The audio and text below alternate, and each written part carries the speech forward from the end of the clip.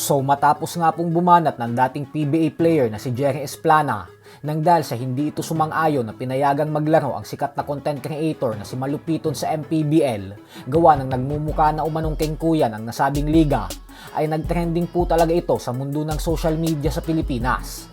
Halo-halo ang naging reaksyon ng mga basketball fans, kung saan may mga pumanig kay Esplana at sinabing tama naman daw ang sinabi nito, kasi hindi naman daw ito patas para sa mga lehitimong players na may talento talaga at nagpapakahirap ng husto para lamang mabigyan ng spot sa lineup tapos ipapasok lang umano ang katulad kay Malupiton nang dahil sa kasikatan nito.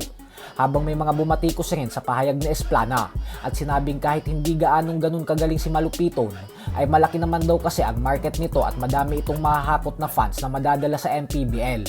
Sa bandang huli daw kasi ay negosyo at entertainment pa rin naman daw ang MPBL. At dahil po dyan kaya naman nagsalita na rin ang PBA legend na si Mark Pingris.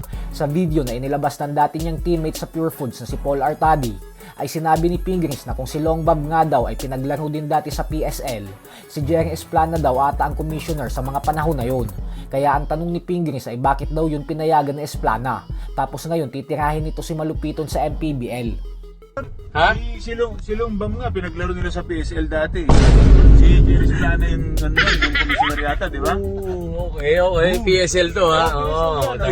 Bakit nila pinayagan yun? Ngayon, tapos ngayon, ito si Malupiton, titirahin nilang ganon. Siya commissioner mo yata nun, di ko alam ha.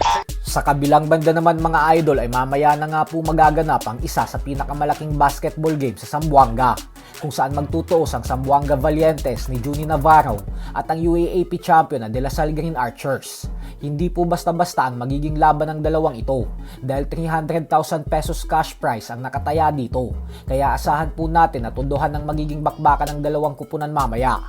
Lalo pat nangako ang Zamboanga Valientes na kapag nanalo sila ay ipamimigay nila ang 300,000 pesos bilang donasyon sa mga pamilya ng biktima ng MV Tricia Kirsten 3. Para naman po sa mga nagtatanong kung maglalaro ba si Terence Romeo para sa Valientes, ay hindi po natin sigurado. Pero base sa mga poster na inilalabas, ay wala po ang litrato ni Romeo dito.